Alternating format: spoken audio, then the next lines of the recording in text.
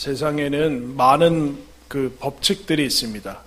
공부하면서도 그렇고 또 시중에 많은 삶을 제대로 좀 잘 살기 위해서 법칙들을 연구하고 하는 것들이 있습니다. 예전에 유명했던 그 법칙은 스티븐 코비가 쓴 성공하는 사람들의 7가지 법칙입니다. 하나의 많은 그 사람들이 읽었는데 여러분 기억하십니까? 7가지 이렇습니다. 주도적이 되라. 끝을 생각하며 시작하라. 소중한 것을 먼저 하라. 승승, 윈윈을 생각하라. 먼저 이해하고 다음에 이해시켜라. 시너지를 내라. 끊임없이 쇄신하라. 이런 것들이 있었습니다. 오늘날에도 얼마 전에 이제 나온 책에 우리 12가지 인생의 법칙 하면서 혼돈의 인생, 혼돈의 해독제라는 부제가 붙었는데 어떻게 하면 인생을 의미 있고 가치 있게 성공하는 것이 아니라 의미 있고 가치 있게 살아갈 수 있을까라는 그런 법칙들이 있는데 그 법칙 중에 몇 가지만 소개하면 이렇습니다. 당신에게 최고의 모습을 기대하는 사람만 만나라. 당신을 다른 사람과 비교하지 말고 어제의 당신과 비교하라. 쉬운 길이 아니라 의미 있는 길을 선택해라. 언제나 진실만을 말하라. 적어도 거짓말은 하지 말라. 이렇게 몇 가지들을 얘기하고 있습니다. 그래서 이제 여기에서 얘기하는 이 법칙들을 얘기하면 우리가 이제 흔히 속게 되는 경우가 있는데 이 법칙들은 언제나 모든 그 시대나 상황에 적용되지는 않죠. 또 이 법칙을 책을 읽었다고 해서 그렇게 쉽게 적용이 되거나 자기한테 되지 않는다는 것을 알고 있습니다. 그래서 이런 얘기를 합니다. 우리는 그 책에서 우리는 자기 자신에게 명령을 내릴 만큼 그 정도의 능력자가 아니다. 그렇게 얘기합니다. 그러니까 우리 자신은 나 자신에게 명령을 내릴 만큼 그 명령을 들을 만큼 능력자고 이런 얘기죠. 나 내일부터 게으름 피우지 말아야지. 그러나 내일부터 게으름을 안 피우기는커녕 똑같은 자기 자신을 보게 내가 나한테 명령을 내리지만 그 명령을 나는 듣지 않습니다. 나 내일부터 다이어트 해야지. 다이어트는 언제나 내일부터. 그죠? 원래 이제 다이어트의 그 원칙은 그거냐? 내일 먹자거든요. 내일 먹자. 근데 우리는 내일부터 다이어트. 나 내일부터 폭식하거나 많이 먹지 말아야지. 그러나 자기가 나한테 말을 한다고 해서 결심한다고 해서 말을 듣는가? 그렇지 않는다라. 여러분 우리는 이성적인 존재가 아닙니다. 이성적인 존재가 아닙니다. 이런 것들이 나한테 부딪히는데 여기에 모순을 느끼지 않고서 끊임없이 자기는 이성적이고 그런 사람이라고 생각을 하게 되는데 그렇지 않죠. 여기에 여러분 우리가 아직까지도 우리나라가 이제 그런 것 같은데 이데올로기는 여러분 합리적인 이론입니까? 뭡니까? 아니죠. 유토피아적인 그런 거의 어떤 과학적인 법칙을 넘어서는 거기에 인간의 환상과 소망과 모든 것이 들어간 이 종교적인 거나 마찬가지입니다. 종교급에 해당하는 유토피아적인 환상이 들어갔는데 이것이 이 사람에게 있으면 이것은 더 힘들다. 그런 얘기를 합니다. 그래서 심리학자 이제 융이라는 사람이 이런 얘기를 해요. 사람은 그 영혼이 받아들이지 않으면 변화될 수 없다를. 내가 아무리 먹지 말아야지 정말 여기 영혼이 받아들여지지 않는다는 얘기예요. 근데 여러분 이게 신앙적으로 들어가면 그 영혼 안에 뭐가 있는가? 죄의 본성이 있어요. 그거를 깨트리지 않는 한 나는 변화되지 않아요. 이 행위의 변화는 조금 일어날지 모르지만 내 안에 웅크리고 있고 꽉 잡고 있는 그 본성을 깨트리지 않으면 여러분 영혼의 변화가 일어나지 않는데 그 쉽게 자기가 그걸 할 수 있는 사람은 없는 것입니다. 그래서 우리가 생각한 대로 우리가 결심하고 그런 대로 살지 않아요. 이성적이지 않는다는. 근데 이성에 대한 그 신뢰를 우리는 어느덧 현대에 들어와서 많이 하게 됐죠. 근데 오늘 우리가 읽은 말씀에는 하나님께서 믿음이라는 거, 복음으로 주어진 믿음의 의, 예수님으로 말미암아 사람이 의롭게 되는 이 기본적인 복음의 기초에 대해서 설명을 계속적으로 해나가고 있는데, 오늘은 아브라함과 다윗이라는 사람의 예를 들어서 설명합니다. 근데 믿음이 뭐냐라고 할 때 이렇게 부정적으로 먼저 설명해요. 한번 따라하세요. 믿음은 일이 아니다. 일이 아니다. 일이 아니다. 먼저 그를 설명을 하게. 그럼 일이 무엇인가? 여러분, 세상이 이제 15세기 이후에부터 세상이 그 17세기, 18세기 때 그때 이제 빛을 발하게 되는데, 그때 뭐 계몽주의가 나오고 15세기부터 르네상스 나오면서 어떤 것에 사람들이 맹목적으로 신뢰하게 되냐면은 이성에 대해서 신뢰하게 됩니다. 이성. 1 더하기 1은 2다. 이런 것에 대해서 신뢰하게 됩니다. 거기서부터 나온 게 과학, 그리고 문명, 기술, 이런 것들이 발달하게 돼서 거기에 대한 무한 신뢰를 가지게 돼요. 오늘날도 마찬가지죠. 과학, 기술, 이런 것은 마치 오류가 없고 이게 원인과 결과를 명확하게 규명할 수 있다라고 생각하는데, 여러분, 과학이 그렇습니까? 원인과 결과를 정말 알 수 있습니까? 여러분, 흔히 병원에 가서 여러분 어디 아프다 하면 원인을 알 수 있습니까? 신경성입니다. 나도 할 수 있어요. 그 신경성이라는 거를. 스트레스입니다. 그 과학, 그 몇 년 동안 공부한 사람들이 하는 소리가 무슨 스트레스라고 하면 안 되잖아요. 그렇다는 거예요. 근데 우리는 여기에 맹목적인 것에, 즉 합리성이라는 것, 그것이 다 가짜나 무시하는 것이 아니지만, 그러나 그것을 근간에 가지고 있는 것, 세상이 우리가 그것대로 돌아간다고 생각하는 것이 뭐냐? 인과 법칙이에요. 원인이 있으니까 결과가 있을 것이다. 아니 땐 굴뚝에 연기가 나겠느냐라는 인과 법칙에 철저하게 믿어서 거기서 합리성이라는 거, 이성, 그리고 과학, 문명, 이런 것들이 나옵니다. 동일하게 아까 성공하는 사람들은 분명히 남다른 노력과 어떤 투자를 했을 것이라는 이 인과 법칙으로 들어가는데, 여러분 그렇지 않고 요즘에 나오는 그들이 얘기하는 인문학, 심리학 뭐 이런 것에서 성공은 뭐라고 하는가? 성공은 우연일 뿐이다. 그야말로 우연의 산물일 뿐이다. 그래서 여러분, 세계적인 재벌, 세계적인 부호 워런 버핏이 뭐라고 그랬냐면, 나는 이 시대에 태어나지 않았고 아주 원시 시대에 태어났으면 나는 동물의 먹이가 됐을 것이다. 나는 성공하는 사람이 아니라 나는 사냥도 잘 못하고, 그런 얘기죠.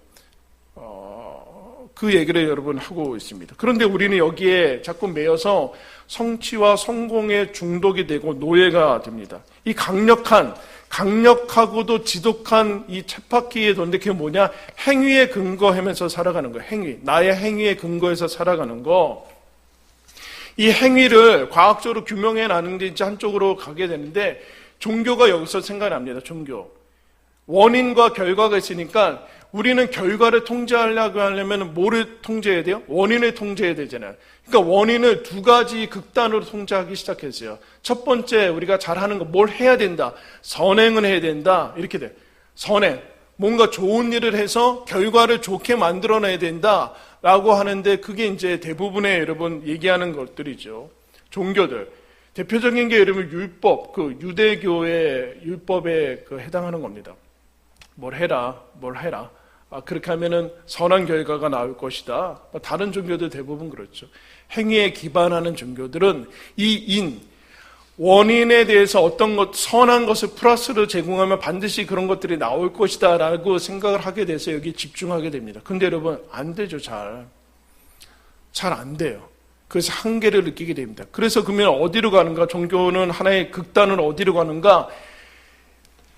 원인을 제공하지 않는 것으로 가게 됩니다. 원인을 제공하지 않는 것. 이 인 자체를 없애버리는 것. 인연, 뭐, 옷기만 스쳐도 인연, 이런 거 없애버리는 것. 속세의 인연을 끊는 것. 잘 아는 무소유. 소유로 안 되더라. 그러면은 왜 안 되는가를 생각해야 되는데, 그러면 무소유는 될 거라고 생각해서 이렇게 가는 거죠.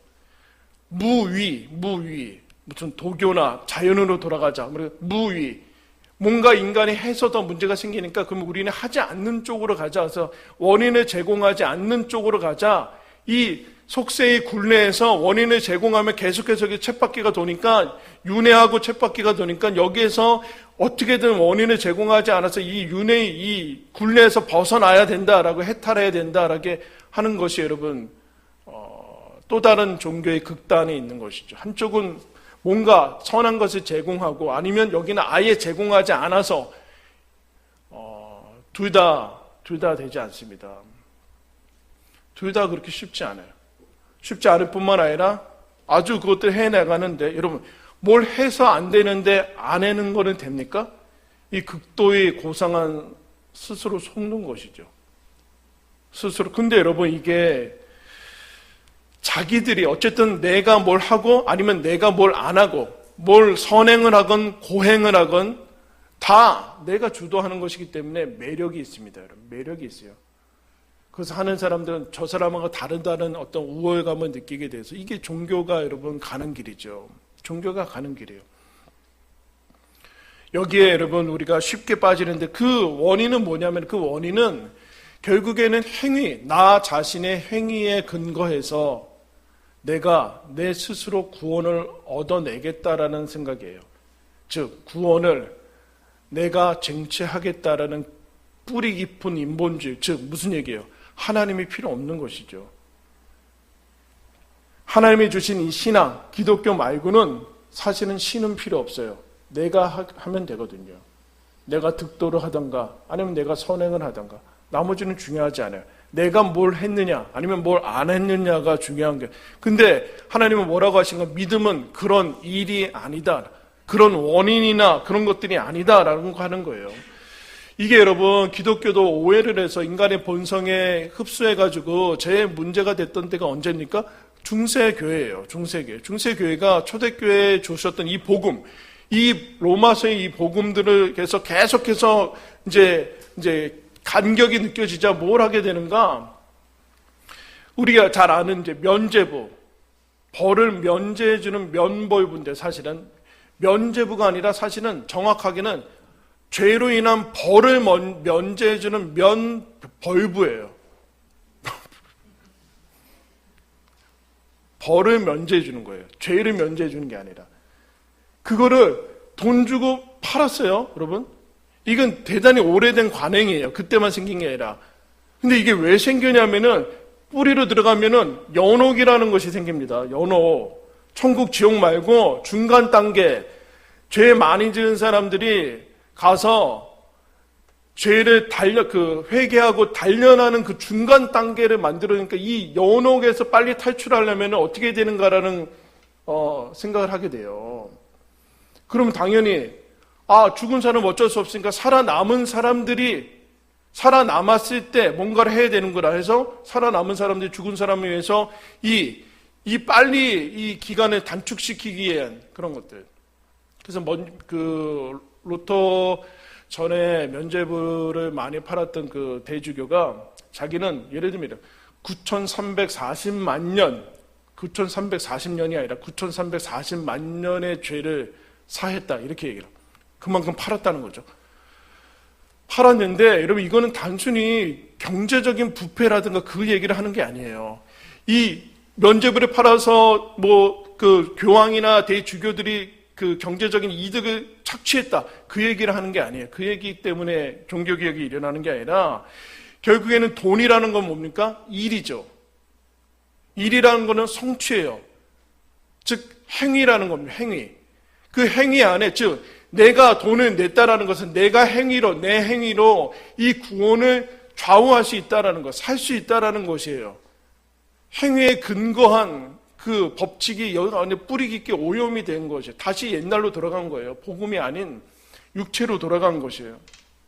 즉 이것을 따졌기 때문에 결국에는 예수 그리스도의 십자가도 필요 없고 하나님도 필요 없어요. 내가 일해서 돈 벌어서 면죄권을 사면 돼요. 내가 주도할 수 있게 되는 겁니다. 거기에는 믿음도 필요 없고 은혜도 필요 없고 다 필요 없게 돼요. 내가 일한 성취만이 필요하게 된다. 그런데 여러분, 왜 교황과 사제 그 대주교들이 그렇게 한다고 해서 되나? 왜 이렇게 됐을까요? 대부분의 사람들이 그것들을 선호했기 때문에, 대부분의 교인들이 그것을 선호했기 때문에 그래요. 믿음으로 구원 얻느니 이게 더 편하다고 이쪽으로 갔기 때문에 여러분 그게 되는 것이지, 여러분 만약에 제가 오늘 여기에서 한다고 여러분 살 거예요? 한 1년 내내 하면 살걸요? 그리고 편한 걸 느끼게 될 거예요.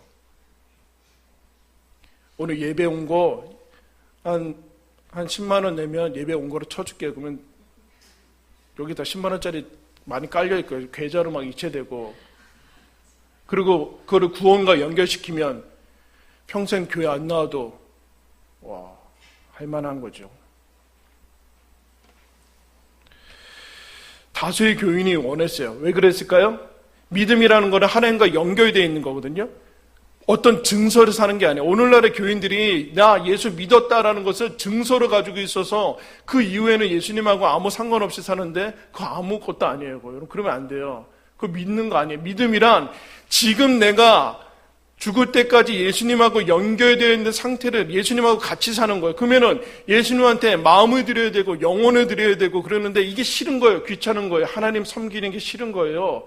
그러니까 돈 내고 한 번으로 끝내는 게 편한 거예요. 그게 면죄부예요. 그게 오늘날 우리 한국이 가지고 있는, 크리스찬들이 가지고 있는 구원론이에요. 나 한번 예수 믿었다는 거예요. 뭐요? 자기 행위에 근거하는 거죠. 근데 하나님이 일이 아니다. 일이 아니다. 그러면 뭐냐? 일이 아니면 뭐냐라는 것으로 해서 신앙의 위인들, 아브라함, 유대인의 조상이라고 여겨지는 아브라함과 이스라엘에 있어서 제일 흥망하고 존경받는 다윗이라는 사람을 등장시킵니다. 그래서 뭘 설명하는가? 믿음이라는 걸 설명해요. 일이 아니면 뭐냐? 그게 여러분 오늘 1절과 2절 말씀 보시면, 그런즉 육신으로 우리 조상인 아브라함이 무엇을 얻었다 하리요? 만일 아브라함이 행위로서 의롭다 하심을 받았으면 자랑할 것이 있으려니와 하나님 앞에서는 없다. 믿음이란 육신으로 행위를 얻은 것이 아니라, 믿음이 아브라함이 믿음의 조상 아니냐? 너희들의 조상 아니냐? 아브라함은 그러면 어떻게 됐냐? 아브라함이 뭔가 선행을 해서 아주 멋진 일을 해서 하나님께 구원받은, 아니다. 아브라함은 다 늙어서 하나님께 부름받았다. 그리고 하나님의 믿음에 그것을 그의 의로 여겼다라는 이 창세기 15장에 나오는 건데, 15장에서까지는 아브라함이 변별한 일을 하나님께 한 일이 없다. 근데 하나님이 뭘 의로 받았냐면 하나님은 믿은 것을 의로 여겼다라고 얘기를 합니다. 그러면 믿음이 뭐냐? 행위가 아니다. 일이 아니고 자기가 뭘 한 것이 아니다라고 설명을 합니다. 그러면서 뭐라고 하는가? 3절과 4절에 이렇게 얘기합니다. 성경이 무엇을 말하느냐? 아브라함이 하나님의 믿음에 그것이 그에게 의로 여겨진 바 되었느니라. 일하는 자에게는 그 삭시 은혜로 여겨지지 아니하고 보수로 여겨지는데, 아브라함이 일한 것이 없이 의를 받았다. 아브라함이 일을 해서 받은 거면 그거는 당연히 주어져야 되는 월급이지 선물은 아니다. 근데 아브라함은 아무것도 하지 않았는데 받았다. 선물이다. 그 얘기를 하고 있습니다. 이게 아직 우리한테도 정리가 되어 있지 않은데, 어떤 식으로 하나님께서 정리를 해주는가? 구원이란, 믿음이란 것은 내가 믿었다라는 내가가 주어가 되는 것이 아니라 하나님이 우리를 구원시키기 위해서 주신 증표다라는 거예요. 증표다. 그래서 여러분 본문 접어두시고 마태복음 앞에 20장으로 가시면 예수님이 천국에 대해서 이렇게 설명을 해줘요. 마태복음 20장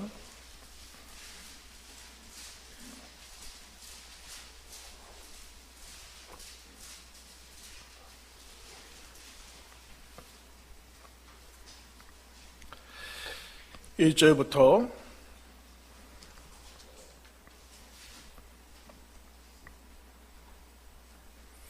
16절까지 제가 읽겠습니다.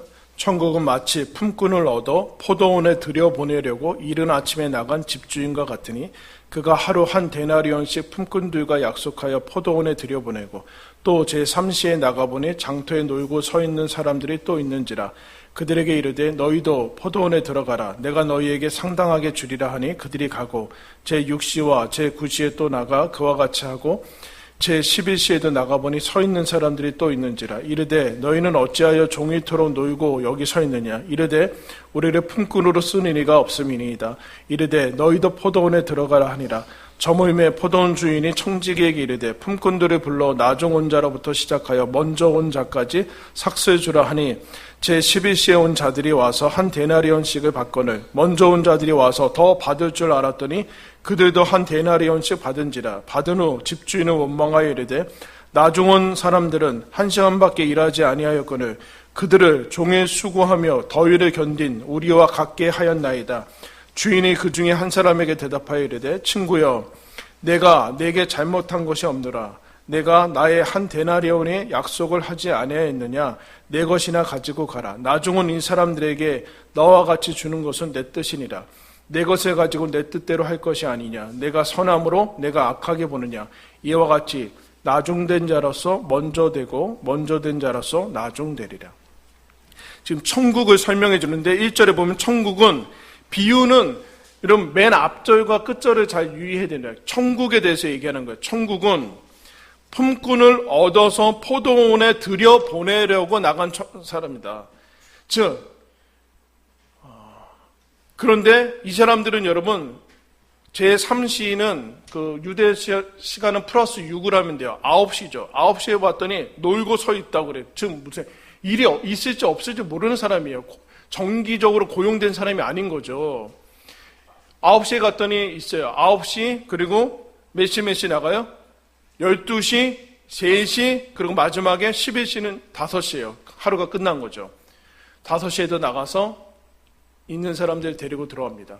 그럼 마지막에 다 한 데나리온, 일당 하루에 하루 노동자의 품삯의 데나리온이라고 하는데 하나씩 주죠. 여러분은 몇 시의 사람이라고 생각하세요? 네? 여러분도 열받죠?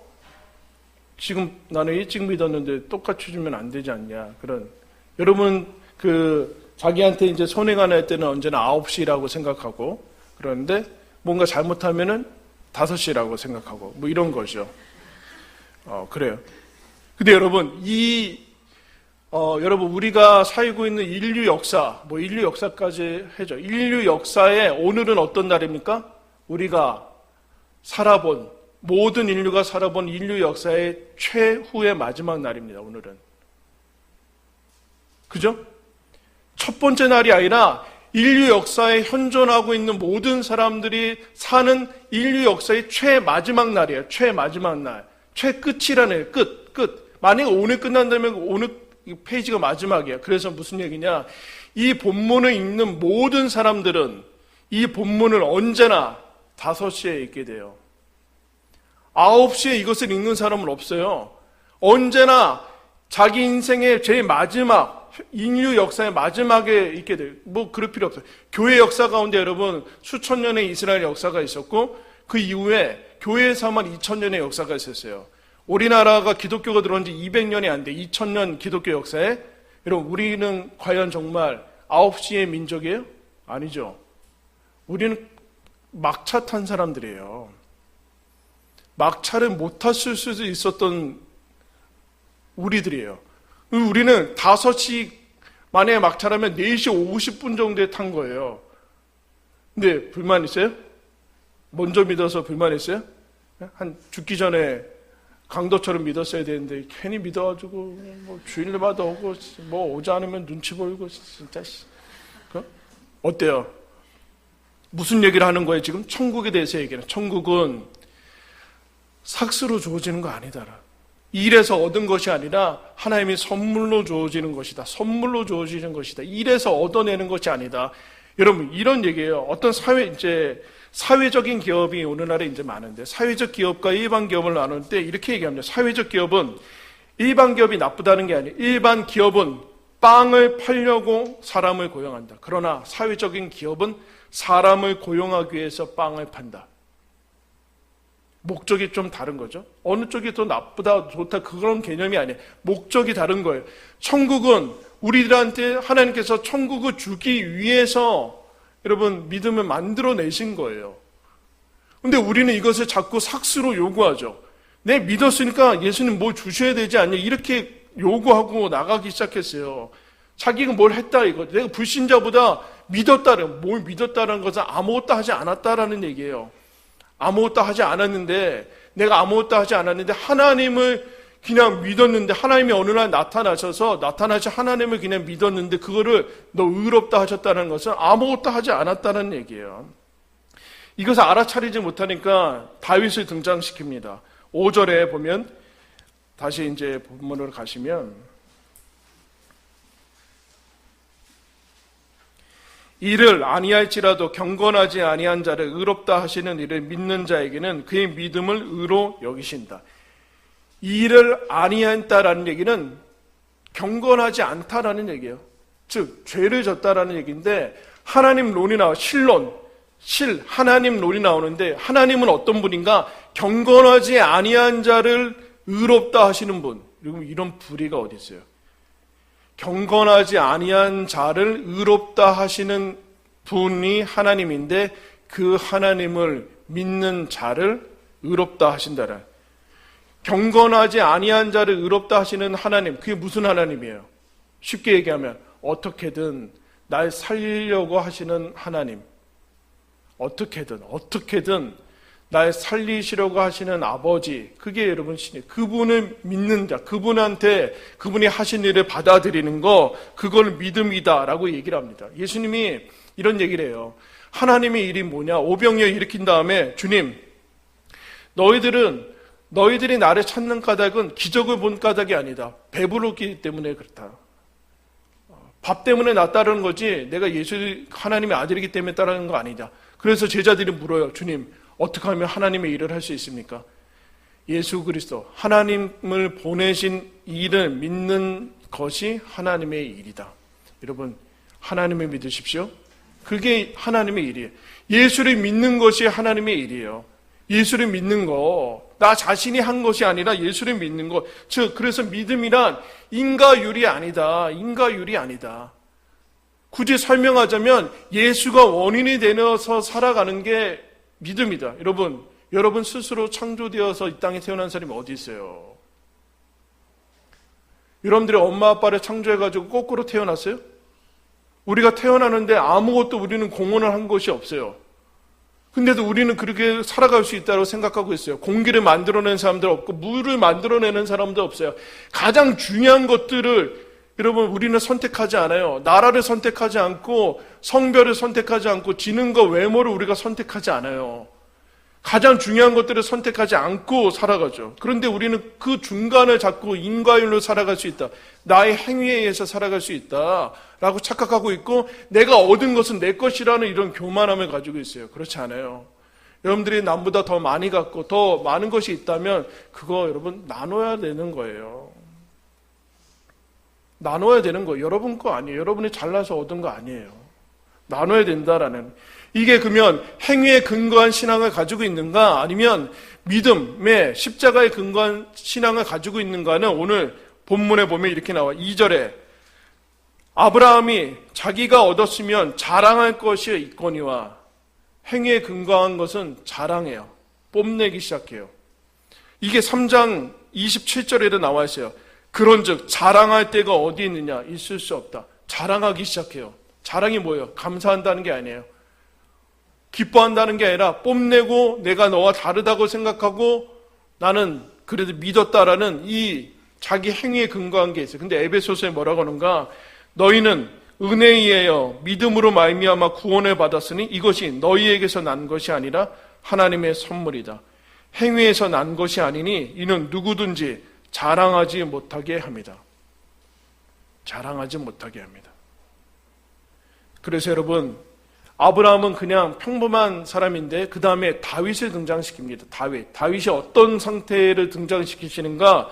골리앗을 쳐 죽이고 온 나라를 평정하고 그런 것으로 다윗을 등장시키지 않고, 다윗이 가장 못난 짓 했을 때 예시를 들어요. 그래서 6절과 8절 보면은 일한 것이 없이 하나님께 의로 여기심을 받는 사람의 복에 대하여 다윗이 말한 바, 불법이 사함을 받고 죄가 가리어짐을 받는 사람들은 복이 있고 주께서 그 죄를 인정하지 아니할 사람은 복이 있도다 함과 같으니라.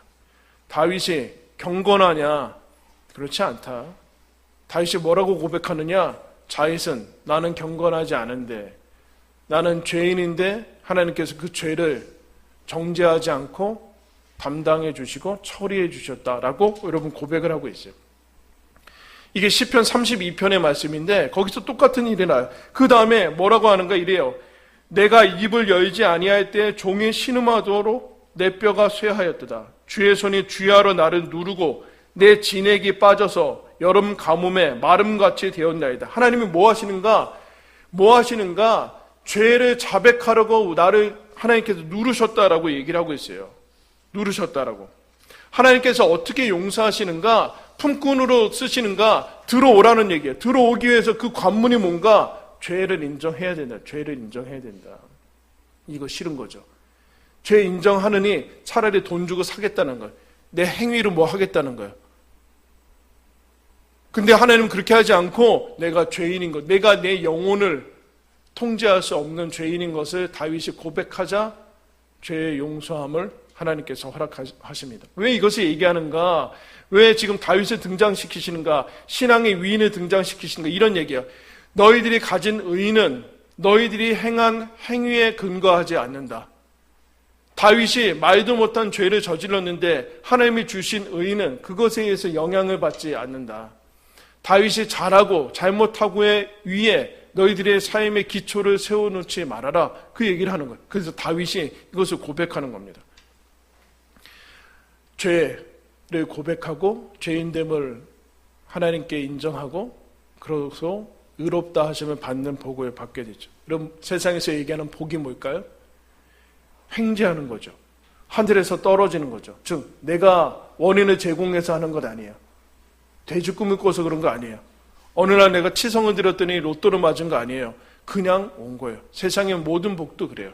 하물며 여러분 이 복이 내가 믿어서 한 겁니까? 내가 이를 제공하지 않고 나는 선행을 하지 않고 의를 제공하지 않았는데 어느 날 사실은 뚝 떨어진 거랑 마찬가지예요. 그래서 저와 여러분은 횡재한 사람이죠. 인간이 받아야 되는 궁극적이고 가장 절대 필요한 거 의, 하나님의 의를 받은 사람이에요. 루터가 여러분 이렇게 얘기합니다. 마지막 말년에 우리는 정말 거지다. 그거는 진실로 맞다. 하나님 앞에 의의가 없다라는 거죠. 우리는 그냥 빈손으로 가서 그 선물을 받아야 되는 사람이다 라고 얘기를 하고 있어요. 여러분 세상에 위인은 없어요. 의인도 없어요. 사람의 존재는 그 사람이 무엇을 믿느냐에 따라 다릅니다. 우리는 위대하신 하나님을 믿기 때문에 의인이 되고 위인이 된 것이에요. 성경이 무엇을 말하느냐? 이 얘기를 하고요. 3절에 성경이 무엇을 말하느냐? 하나님께서 하나님의 사람들, 위대한 사람들이라고 여겨지는 그 하나님의 사람들은 이 법칙을 알았다. 아니 하나님께서 그 법칙을 알려주셨다. 뭐냐? 오직 은혜로 구원받는 것. 오직 믿음으로 죄가 사해지고 의롭다 되는 것을 알았습니다. 여러분 저와 여러분 그것을 알고 하나님 앞에 선 사람들이에요. 신명기 33장 29절에 이렇게 얘기합니다. 이스라엘아 너같이 행복한 사람이 누구냐? 너는 행복한 사람이다. 너같이 구원받은 사람이 누구냐? 그래서 여러분 무엇을 얘기하는 거예요? 다윗이 우리한테 선포하는 거예요. 당신과 나 우리 모두가 복받은 사람입니다. 복받은 사람입니다. 행복한 사람입니다. 감사하십시오. 그 얘기를 하는 겁니다. 이것은 흔들리지 않고 영원할 것입니다. 예수 그리스도의 십자가 위에서 주어진 이 복, 저와 여러분이 받은 주인공이요 장본인 것을 여러분 기억하면서 내가 이 세상에서 가장 복받은 사람이구나 라는 거 기억하고 또 삶을 살아가는 저와 여러분들 되길 바랍니다. 기도하겠습니다.